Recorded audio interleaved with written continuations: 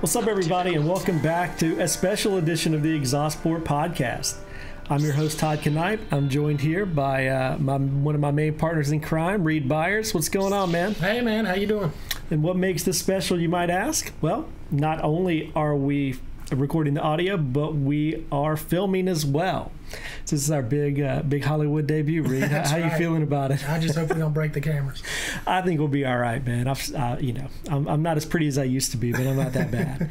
So real quick, just to catch you guys up on a few things going on, we do have some really good content. You and I recorded a really good podcast a few weeks ago.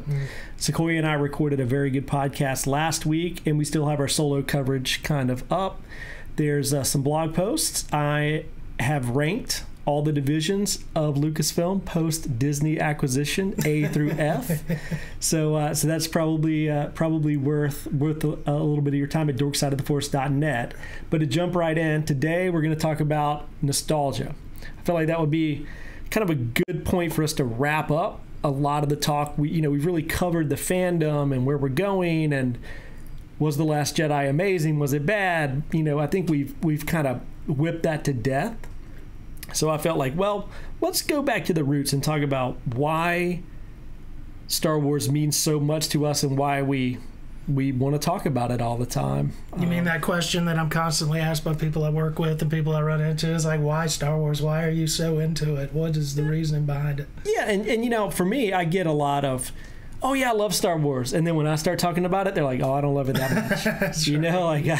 Find out quickly who really loves Star Wars. Yeah, and truth be told, we're probably a little bit more aggressive and, in terms of the amount of content that we consume and how much we analyze every little nuance and detail. But hey, it is what it is. I've been a Star Wars fan. I saw the first film in 1977. You probably did too. Did I? Yep. I remember seeing the Empire Strikes Back and Return of the Jedi pretty vividly. And it's something I never grew out of. And I hate to use the term growing out of something because I don't think we should have to grow out of anything. But I think you kind of get my meaning. Yeah, I think it's one of those things with Star Wars, at least for me, is, I like you. You and I are sort of that same generation where I went to the first Star Wars. That I was a little young to really remember it vividly. Same it's here. Just more like, images and, wow, the spectacle, and certainly I've seen Vader. I've never seen anything the first quite time you like see that. Vader, you're just stunned. But Empire, I certainly remember vividly, and remember, the feeling. That was really. That was the era of the cliffhanger on television and, who shot JR and all those things going on. And then, when you get this bomb dropped on you and it's such a cliffhanger at the end of that movie, no, I'm your father. And is he really? And oh my God, we got to wait 3 years to find out the real truth. And back then, 3 years was a lot longer than it is now. Eternity. It was basically, a third of or half of our lives put on top of the 6 years for me that I'd already lived. Star Wars is such an interesting thing, and I ask myself this all the time. Why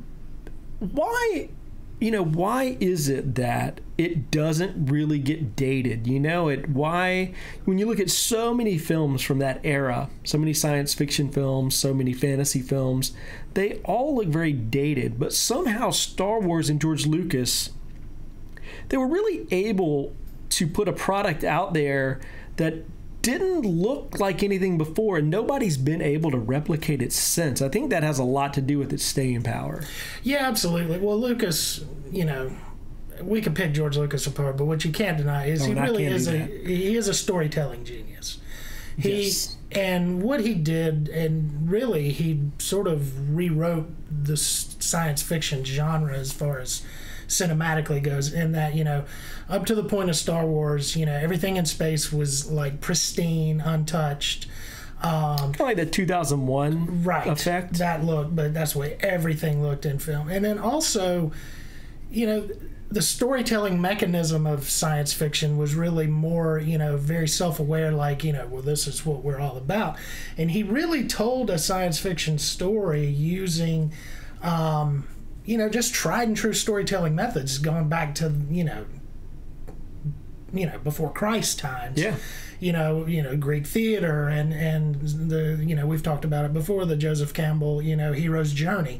These are very familiar. These are definite storytelling mechanisms that speak to us and have spoke to our humanity for a long period of time. And by weaving a lot of those things into the story of Star Wars, it grounded it and gave it rather than, oh wow, this is just something way out there, it really ties you into it. Well, I think you hit the nail on the head. For me, he took a lot of the science out of the science fiction. Yep. And it's been retcon. So much of the science in Star Wars is done through retconning. Yeah. and a lot of that's the expanded universe creators and the role-playing game creators from the 90s that have kind of fleshed the technology out and made it work. Right. But George didn't care about that. He just wanted to tell a fairy tale for our generation. And it caught us at such an age that I think it has stuck with us. And like you said, it's rooted in you were alluding to the Joseph Campbell setup. Like it's rooted in that, and it speaks to the human psyche at a very, very deep level. And it's easy to understand. It follows a certain path, and it's very easy for us to go on that journey with the heroes. Well, and that's the thing, it lends this accessibility to the subject matter that previously hadn't been there. You had to be a sci-fi nerd or somebody who understood all this stuff. But Star Wars, really, at its basis core, it's the everyman's journey. Yeah. And striving to be something more than what I am, and what is my purpose in all this. And these really sort of deep guttural themes that speak to everybody, that everybody can understand and continue to. And there are themes that have evolved and, in my opinion, gotten more complex. Sure. As the story has gone on and as time has moved forward. Because I was 3, 6, and 9 years old when the original trilogy came out, but I don't think I'm mistaken to say that it was a more simple time. Good and evil. You had the United States, you had Russia. I mean, there were like things that you kind of looked at like good guys and bad guys, and the original trilogy really reflected that. Then when we got into the prequel trilogy, I think the lines were blurred more. And now in the sequel trilogy, I think it's blurred even more to where Ryan and JJ are telling complex stories. Sure. At this point. Yeah. Very complex. I think they're taking kind of the best of the original and prequel trilogies and making something even better in terms of storytelling. And I know some people don't want to hear that. Right. But if you really break the original trilogy down and the prequel trilogy and you look at the stories they're telling, now love them or hate them, the characters are much, much more complex, and there's a lot more gray area in terms of the heroes and the villains. Yeah, absolutely. And that's the thing. And there was always that in Star Wars. I mean, obviously, Darth Vader is certainly a complex character, and that whole how he came to be, why he came to be, what he eventually becomes in the end. But yeah, now it's much broader. For the most part, Han Solo was pretty much a one-trick pony. Luke. Well, now he's a two-trick. Right. But there were very sort of defined rules, except for Luke and Vader, which at the heart that's the way it should be. And it was their story. It was their story. Yeah. But yeah, it's one of those things where they have now gotten more complex. Rey's a very complex character. She's always walking that line of dark to light, although she's trending light, and even Kylo Ren, same thing. Very much in Luke. And Luke. I mean, I think even Luke, I don't think you look at The Last Jedi and say, well, you're not going to argue that he's treading the lines of light and dark, but his character is much more complex than when we left him in Return of the Jedi. Sure. I like that. I like a hero that makes me think about things. I like a hero that makes me look at my own life. And I think that's one thing that Star Wars is doing very well in the post-Disney acquisition era is, for me, when I look at a film like The Last Jedi and I look at Luke, I can see myself as a grown adult. And, and we alluded to this the last time we talked, choices that you make, you don't always know that they're right, but they're choices that you have to make for what you believe are the greater good. And we saw that play out with Luke, and 50% of the fan base loved it and 50% hated it, and there's not a lot of middle ground. Yeah, we've been over and over that. Yeah. Yeah, I just think it's interesting. It goes to this, sort of ownership and this fandom, and that we've talked about a lot is, it's sort of the blessing and the curse of Star Wars, that, people are so invested in it, but there's so many people who are invested in it and now have, well, this didn't play out like I envisioned it, so I hate it. And it's something that everybody can have an opinion on, because it's a subject that almost everybody is an expert on. Right. Maybe, there's varying degrees of that, but everybody grew up with the saga, whether it's the prequel, the original trilogy, the prequels. You almost the entire fan base grew up in one of those two eras or both, so everybody, has a cape to put on to say, well, this isn't the way I wanted it to go. It should have gone a different way. And you said it best, but nobody really knows how that way is. Well, and I think what plays into that too, and you talk about, just how Star Wars has become what it has become, and really, some people might say it's a religion to some folks like you and I, but it was actually a recognized religion, I think, in Australia for a brief period of time. But I think what's happened with it, and one of the things that has really put it forward is the toys. And this is going to sound like oversimplistic, but hear me out, is, when we grew up, you had the toys, and you talk about, it seemed like an eternity from film to film. But we made our own films, and just an infinite amount on our own between time with the toys, and you hadn't been able to do that before. And this new generation with Phantom Menace, again, these action figures and all the vehicles and everything, and that's the reason they made all those things, is so that you could carry on the adventures outside. And I think is what's happened is, now those people have grown up and have had all these stories built in their head, because we didn't get a lot of backstory. Certainly, before the prequels, it was all up for interpretation. That's why a lot of people like Boba Fett, is because you really don't know anything about him. When it was better that way. Yeah, he's like the cool guy. He looked cool. And where did he come from? And oh my God, and what's his story? No disintegrations. Oh, he disintegrates people? Wow, no way. Yeah. What's a disintegration, Mom? I don't know, but we're going to find out. But we didn't.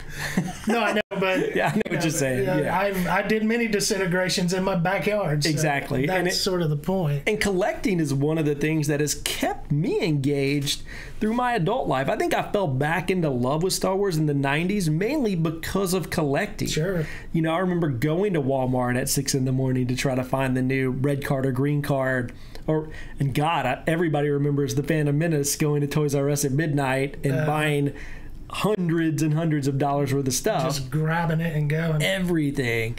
And I still, to this day, you walk in my house, and obviously here behind us in your house, I love Star Wars. I love collecting. And I was talking to Sequoia about this the other day. He works at Capitol Comics, and they had a couple vintage figures still on cards there.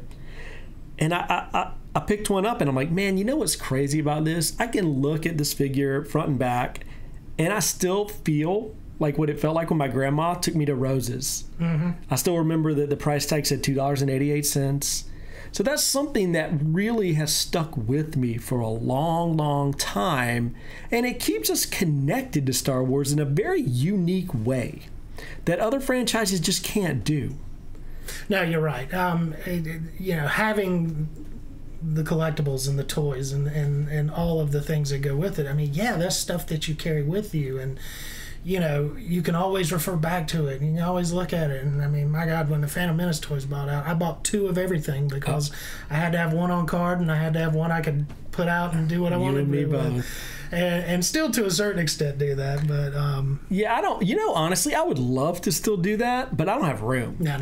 It comes down to me. Like right now, I'm selling a bunch of my old toys to make room for new toys, because it gets to a point where I'm like, man, I have toys in every nook and cranny in my house. Yeah.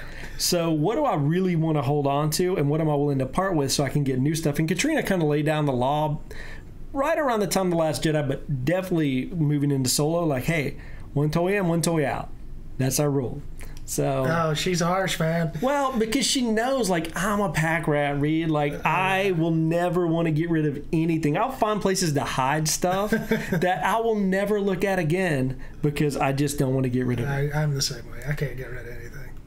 Do you think all this nostalgia that builds up, as we we get ready to close the Skywalker saga with episode 9, do you think as a fan base, from the most basic fan to the casual fan to guys like you and I, do you think collectively we're all going to have to step back and let go a little bit? Yeah, absolutely. Because we have, some of the most amazing creators. It's funny. I watched The Last Jedi on Netflix the other day, and I haven't watched it in a few months. Oh my God, that movie's good, man. I think I was so caught up in everything going on around that movie, trying to reconcile my feelings with, at the same time, running this podcast and feeling like I was defending it everywhere, that I couldn't really sit back and watch and enjoy that movie. Well, 6-7 months later, I sat down, really enjoyed it without really having to stress about it. Damn, that movie's good, man. Ryan, love him or hate him, he thought everything out to the nth degree, to the point where I still, the other day, picked up all these little details and connections that I never would have picked up.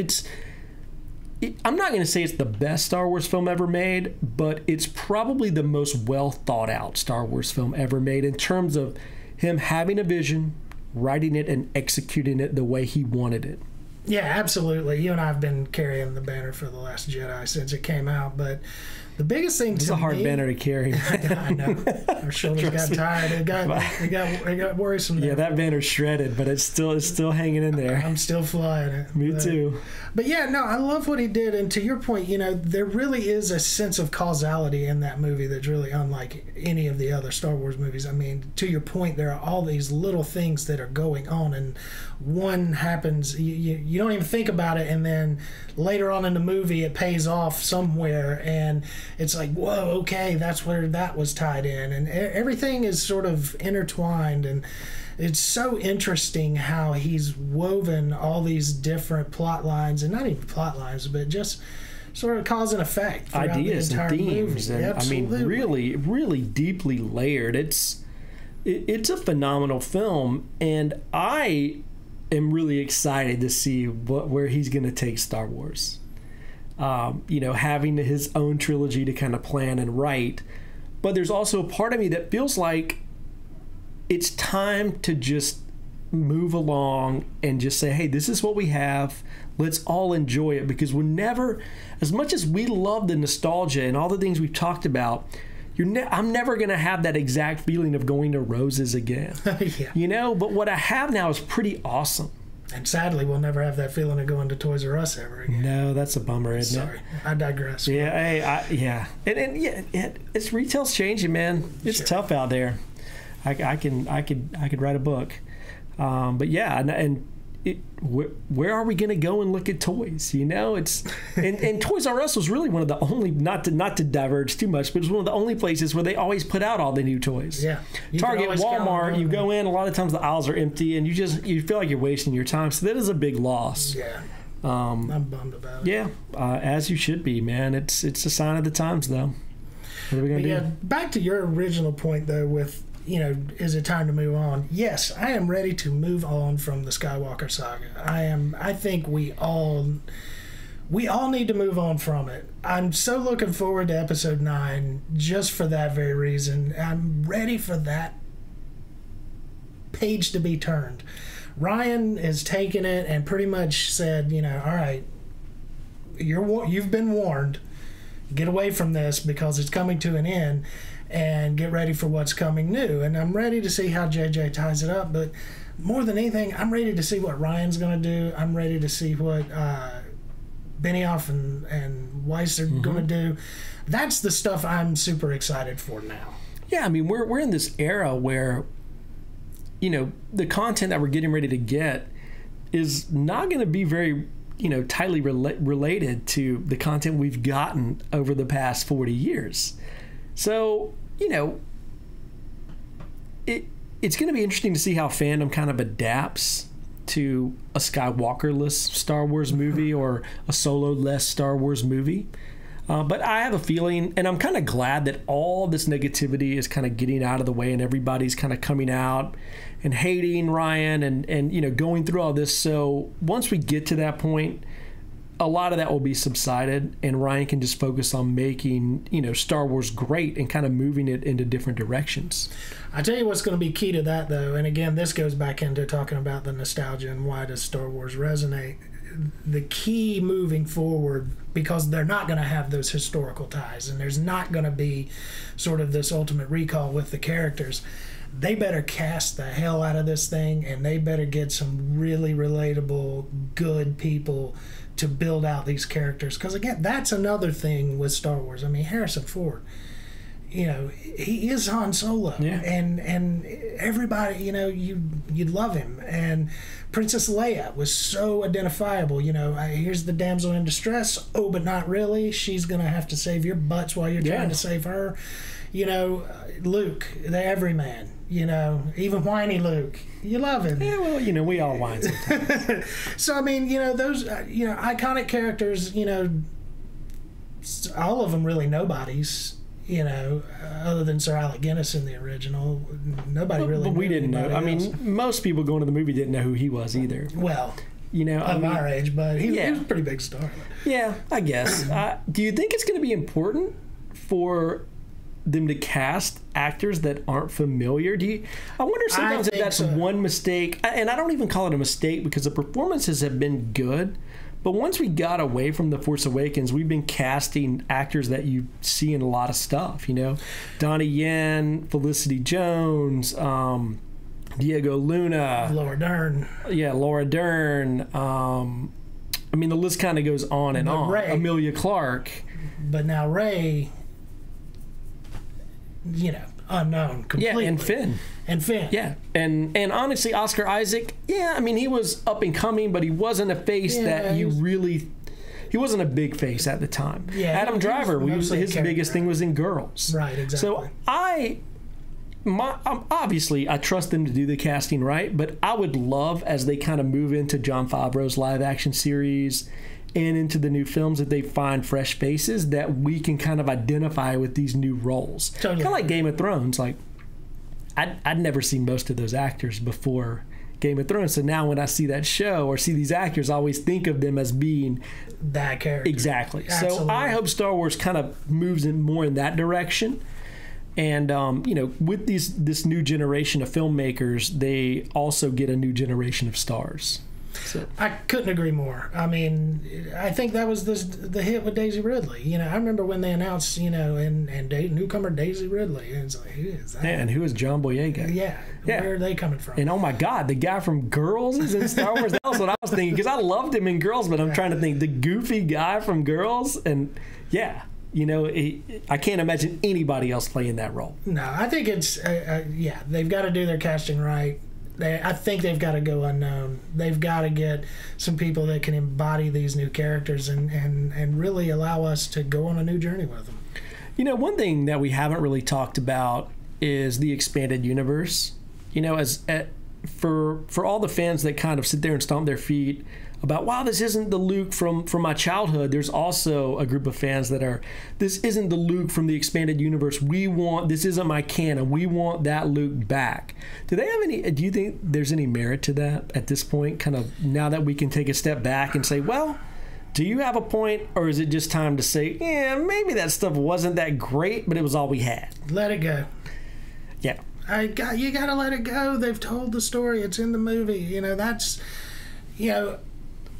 That's one of the things that people had a hard time with the Solo film, is there was a real crossover of sort of the animated series world and the movies. And if you're not into the animated series... But is that a bad thing? I don't think it is. I don't think it's a bad thing, but I think it just sort of proves the point. But the movies are the movies. And the movies, whether Disney comes out and says this is canon and this is real and this is not...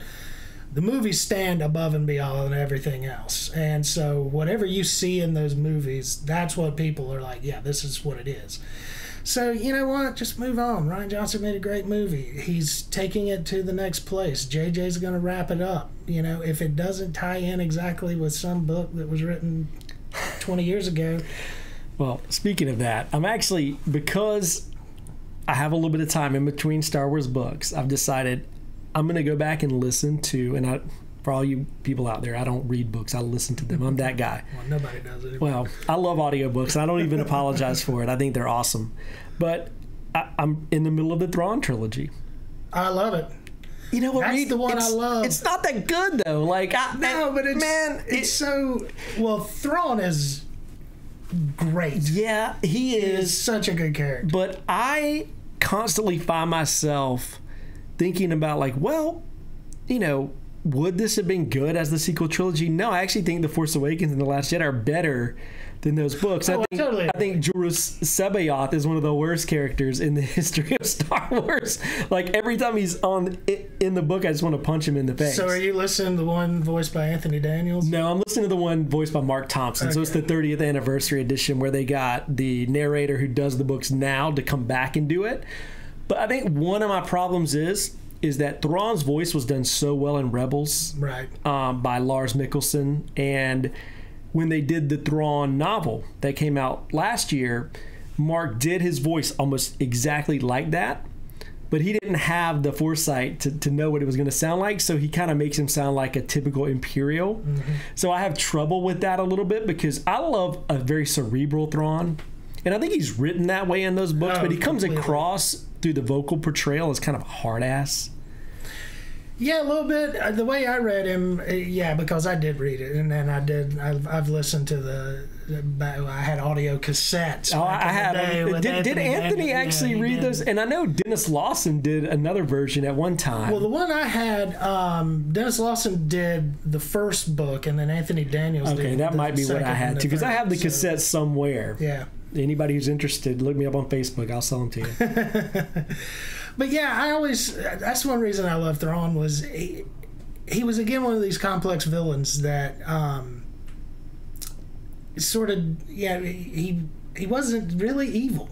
He was just sort of, yeah, he was just there to do a job and sort of just getting it done, but was just so cool and just the way easy about getting it done. The way he looked at a culture's art, and the way he was such a brilliant mind, and at the time too, he was the only alien commander, and still is, right, in the Empire. So there was something to be said for that.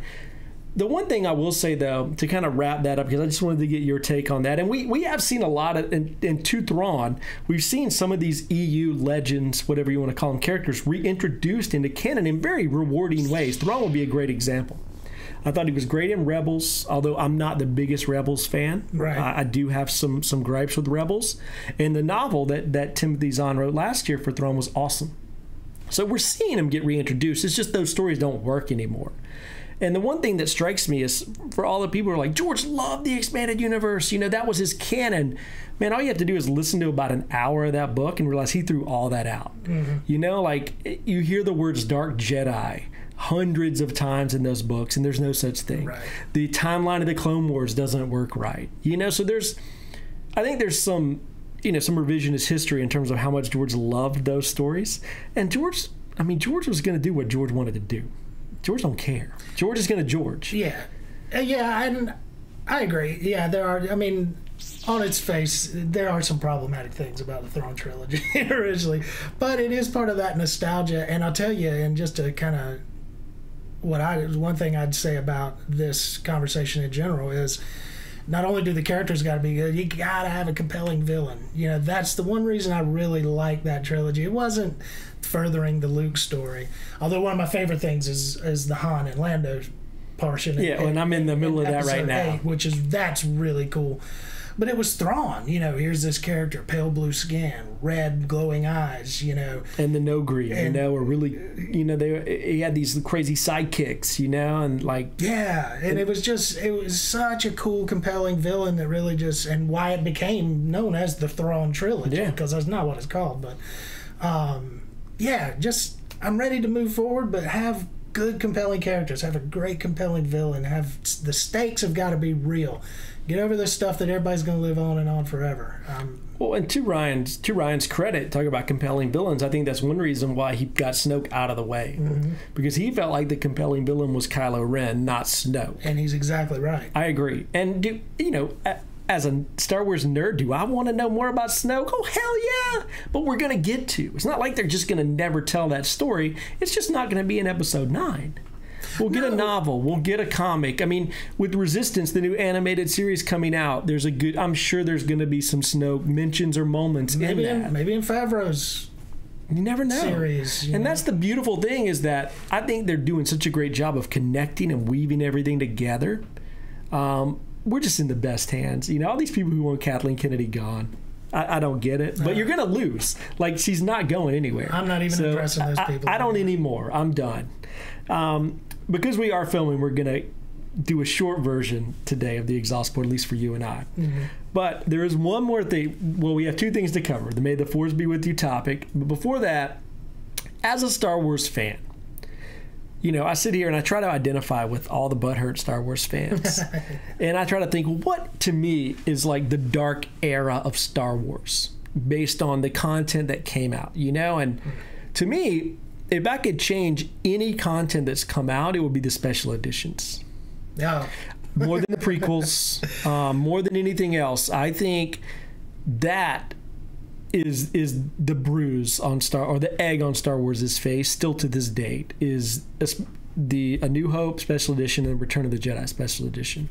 Yeah, you're preaching to the choir. We've talked about this. I don't even recognize the special editions. I hate them. I don't know why they did it. Doesn't it kill you how people cape up for those, but yet diss what we're getting now? That's ridiculous. I just don't understand that. And I try to be objective, but you know, every time I watch one of those films, I almost just want to cut it off. I can't watch. Okay, so New Hope, Jabba the Hutt. I hate that scene. Greedo and Han. Who shot first? Just for bringing that debate up, I just want to just erase that. The Jabba stuff is unforgivable too. It's so bad. There's so many bad things about that don't make sense, even from storytelling. Never mind the fact he just looks bad. You know, he just doesn't look like Jabba. And Jabba would never be in the hangar shaking Han down over 15,000 credits. You know what I'm saying? Like, he wouldn't do that. There is no good thing about the special editions, but I guess the best thing is that there's really no difference between Empire and the Empire Special Edition. There's a few scenes in Bespin, but yeah, because they didn't have to change much. Well, and they fixed the Emperor, which I think was a change for the positive. Sure. The Wampa stuff, again, I feel is a change for the positive. Yeah, everything in there were little tweaks that didn't really overall, affect much, that really enhanced it. But my God, and what they did to the Jabba's palace in Return of the Jedi, the whole ending credit scene, and don't even get me started putting Hayden Christensen as a Force ghost. I hate it. That honestly is my least biggest problem. I hate it. I hate it all. If I had to settle, that's the one I would settle for is Hayden, because the Jabba's palace scene, you went from having a cool intro scene to the movie to really the whole scene is ruined, like top to bottom. And then Ewoks were always terrible. So we just got Ewoks that blink now, which not a great addition if you ask me. And you're right, taking the Yub Nub song out at the end was about the only good thing about Ewoks. They took that away, and showing all the shots from Naboo and Bespin and Coruscant and all this stuff. It just doesn't make sense. I'm not a big fan, so I'm glad we agree on that. Yeah, so if you're going to complain about Rian Johnson, we should lock you in a room and make you watch the special editions over and over, like Clockwork Orange style. Like Alex, let's see how that works out. That's fun. All right, so may the Force be with you. I figure let's put Solo to bed. All right, because there's going to be a lot of news. I have a feeling with San Diego Comic-Con coming up, there's a 10-year retrospective on Lucasfilm Animation and the Clone Wars. I have a feeling there's going to be some surprises there, and at the very minimum, we're due for a Resistance trailer. We're going to start hearing stuff about Favreau's live-action film, which is going to debut next year in Disney World. There's Galaxy Edge stuff coming. There's Episode 9. So I think it's time for us probably to put Solo in its place. Not that we won't talk about it, because we ramble all the time. Sure. But let's rank Harrison Ford's 4 performances as Han Solo. All right, I'm game. Worst to first. Oh, we're going worst to first. No, let's go first to worst. Yeah, because first is obvious. Yeah, Empire Strikes Back. Yeah, Empire. We agree on Number one.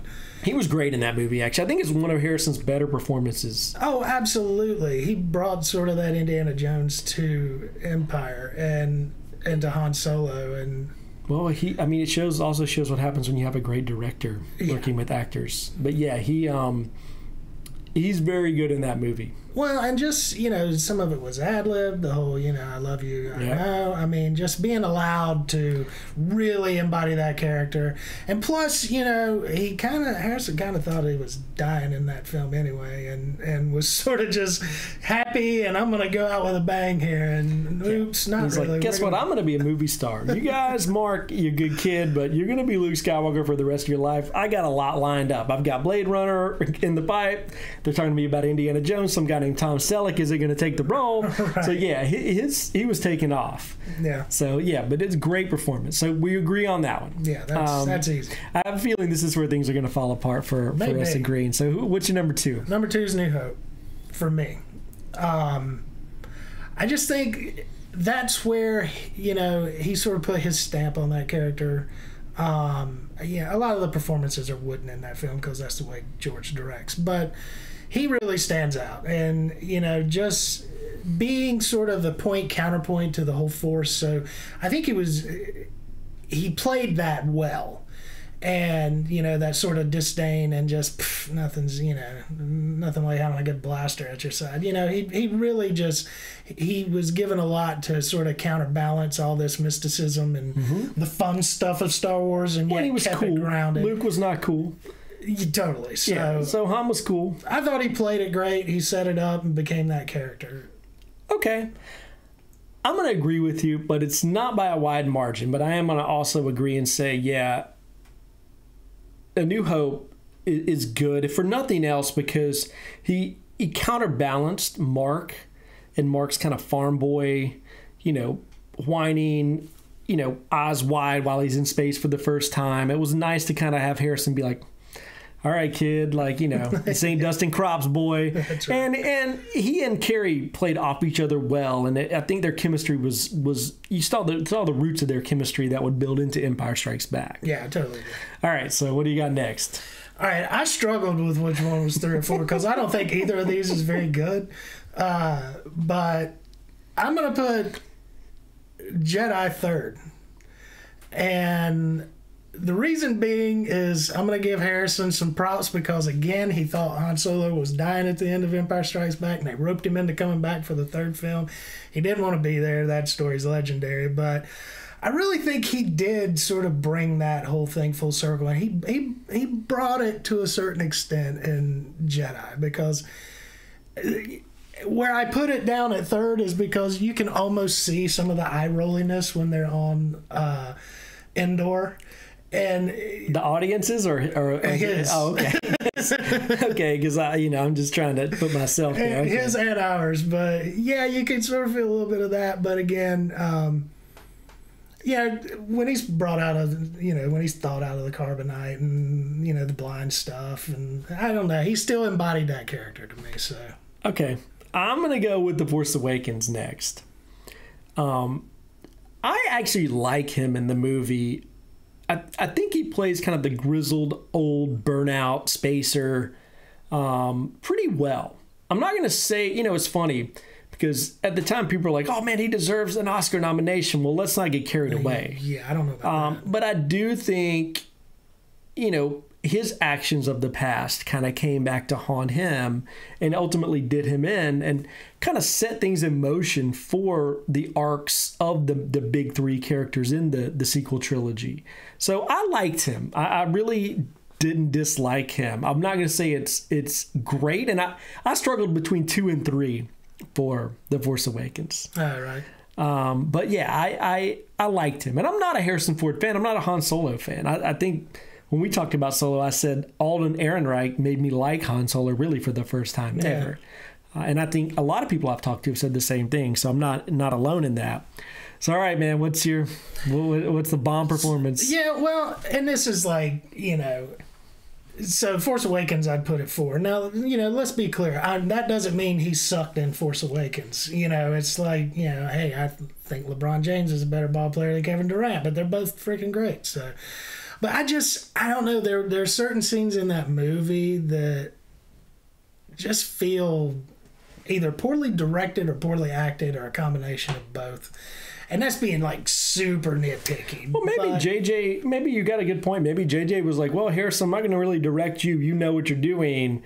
And he spent more time directing Daisy and Adam, and and Harrison just kind of played Harrison. It's honestly, if you've seen Blade Runner 2049, it's almost the same character. Right. He plays almost the exact same character in both of those films. And maybe it's just that he's slowing down a bit, and I'm used to him being sort of whip smart and just quick and jabbish, and maybe he just doesn't have that timing anymore. I mean, yeah, he definitely, didn't do a very good job, talking Conchi Club and the Guavians out of killing him. He got lucky on that one. You bring that up, but that's one of the scenes that I have a problem with. It's just that scene, I just don't feel like I'm being sold that scene. It's like... It's funny. I'm in the minority, and I acknowledge that. I really like that scene, but I do not argue with people who don't like it, because I can completely see top to bottom why it doesn't work for a lot of people. But I think for me, it's like, oh, I've never seen a scene like this in Star Wars. This is kind of cool, and the gangs look cool, and the Rathtars I thought were kind of cool. Like, I don't know. The scene itself is kind of cool. It's not that I necessarily hate that part of the movie. It's just, I don't know. Maybe it was a combination of the dialogue, and maybe just Harrison went into it, but it just didn't. It just seemed very like, all right, let's just get through this scene. Fair enough. Well, for me, it's an easy choice. Return of the Jedi. I think he's abysmal in that movie. Like, all the good things you see, I think some of the Jabba's Palace stuff is okay. But once we leave Jabba's Palace, I think his acting is just terrible. The only way I'm willing to give him a pass is based on Sequoia's theory that he had brain damage when he was in the Carbonite. So when he was thawed out, he's just dumb, like dumber than he's ever been. Right. So he just comes across as just being so dumb. I think a lot of that's writing. Return of the Jedi, and this is for another podcast, but there were so many things mailed in on that film. And I think Han is one of the things that just got mailed in. Well, that's the thing, and I think he did sort of mail in that performance. Well, and I think George mailed him in first too. I think the writing, I just think they kind of mailed his character in and said, "Cool, in the first act, it's all about you, and then we just want you to play dumb and be surprised that Leia doesn't love Luke." And, it doesn't really work great for me, but there's so many things about Return of the Jedi that don't work that well for me. I understand. I won't get in the way. I mean, it's just so bad, and like, I don't know. To me, Han's cool. Yeah. That's just not cool. Like, cool guys don't say stuff like that. I don't. His cool was... and then they did the reverse on the "I love you, I know" kind of thing, which is fine. But again, it's like, that's just so not Han Solo. Yeah, he was not very Han Solo in that movie. Yeah, there's a lot of things that's not a very Star Wars movie to me. It's funny, every time I have a dialogue with somebody who's like, man, honestly, I think my favorite Star Wars movie is Return of the Jedi. I don't even know what to say. Yes, I really don't. I just don't know how to put myself in that person's shoes and even try and rationalize that train of thought. That's where you laugh and like, I just can't go there with you, buddy. But hey, you know what I say? And this is the thing, and if they like it, they like it. Good for them, and enjoy Star Wars and whatever. I'm not really good at... And I've gotten better over time of leaving well enough alone and not trying to argue with people. I think The Last Jedi was kind of the last straw where I was just like, I can only argue about these things so much before I start to not like Star Wars.